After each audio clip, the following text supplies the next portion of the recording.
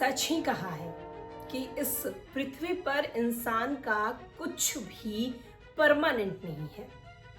इंसान के हाथ में कब क्या रहेगा ये सिर्फ और सिर्फ ऊपर वाला तय करता है और वक्त तय करता है।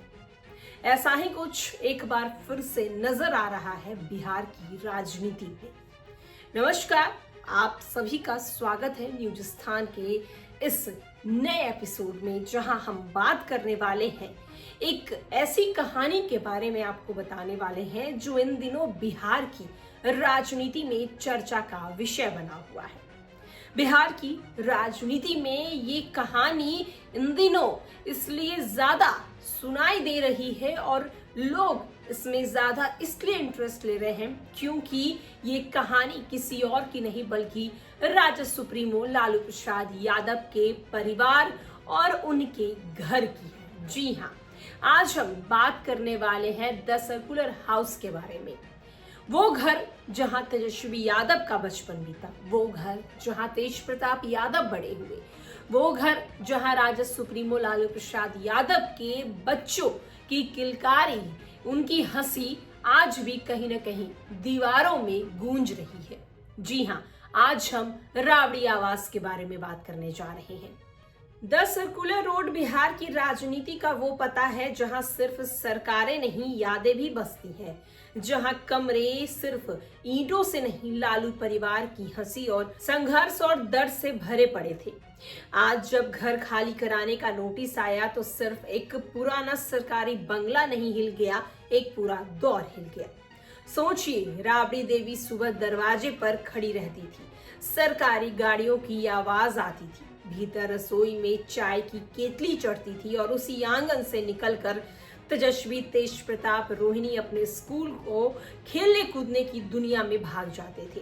कभी क्रिकेट की आवाज तो कभी साइकिल का शोर, कभी दर्जनों कार्यकर्ताओं को आना जाना। द सर्कुलर रोड उन बच्चों का घर ही नहीं, पूरा संसार था।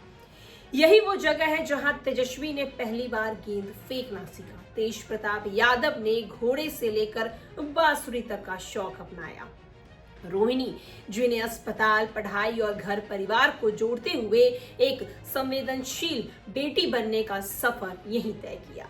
राबड़ी देवी की संघर्ष यात्रा भी इसी घर से शुरू हुई। एक साधारण सी गृहिणी जो चूल्हे से उठकर सीधे मुख्यमंत्री की कुर्सी तक पहुंची। राबड़ी देवी का वो कमरा जहां एक तरफ पूजा की थाली रहती थी तो वहीं दूसरी तरफ फाइलों का ढेर रहता था। बाहर से नेता आते थे, अंदर बच्चे रो रहे होते थे और इन दोनों दुविधाओं में उन्होंने अपनी दुनिया जो है वो एक अलग बनाई और दुनियाओं को ये जोड़ने की कोशिश करती हुई नजर आई। एक माँ भी और एक मुख्यमंत्री भी। ये घर उन संघर्ष, जिम्मेदारियों और मजबूरियों को बरताता है और उसका साक्षी रहा है। लालू यादव की अगर बात करें तो ये फिर बात आती है कि उस शख्स जिसका नाम लेते ही बिहार की राजनीति में हलचल मच जाती थी, वो है लालू यादव। यही वो जगह है जहां उनकी हंसी पूरे आंगन में गूंजती थी, जहां चूड़ा दही हो या लिट्टी चोखा हो, उसकी खुशबू जो है वो पूरे घर को महका उठती थी। ये वही मंजिल है जहां लालू जी ने अपने बच्चों को गोद में खिलाया, जहां देर रात तक उन्होंने अपनी राजनीति की रणनीतियां बनाई, जहां जेल जाने से और निकलने तक दोनों के पल दर्ज किए गए हैं।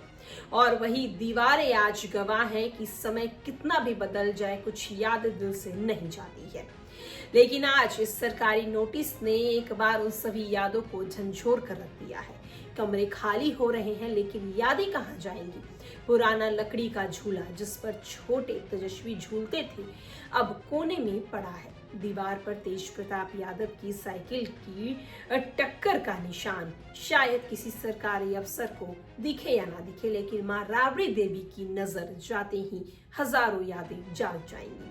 रसोई में खड़े होकर रोहिणी की शहकने की आवाज और बाहर बरामदे में लालू जी की कहानी सुनाती हुई हंसी।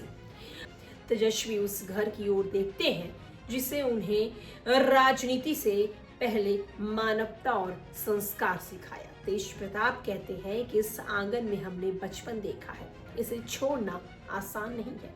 रोहिणी ट्वीट करके लिखती हैं, घर सिर्फ दीवारें नहीं होती, अपनेपन की खुशबू होती है। राबड़ी देवी शांत है, एक माँ की तरह, एक तपस्विनी की तरह। वो कमरे दर कमरे जाती हैं, छूती हैं दीवारें, जैसे किसी पुराने दोस्त की विदाई ले रही हो वो।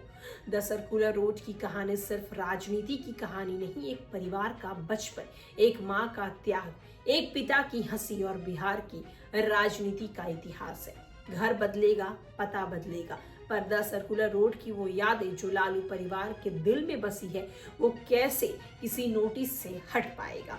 ये विदाई नहीं, एक दौर का अंत है।